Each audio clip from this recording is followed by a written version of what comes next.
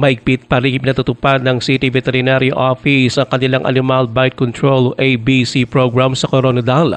Sa katunayan, ayon kay City Veterinarian Dr. Charlemagne Calo, abot na sa 148 na mga aso at pusa kanilang nakastraight o nakapon ngayong taon.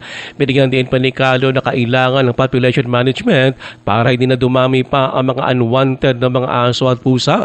Ayon ba kay Calo, 99% ng mga asong gala sa lungsod ay may nagmamay-ari. Ibig sabihin nito, ayon ba kay Calo, 1% lang sa mga ito ay pinanganak sa kalye o walang amo. Yan po talaga ang totoo. Lahat po ng nakikita nyong pagalagalang aso, meron pong may-ari niyan. 1% lang po yung pinanganak sa kalye at wala pong amo. So 148 po yung ating nakapon. Sa ngayon ay ginagawa ng City Pound Animal Center na magsisilbing kanungan ng mga asong gala sa Coronadal.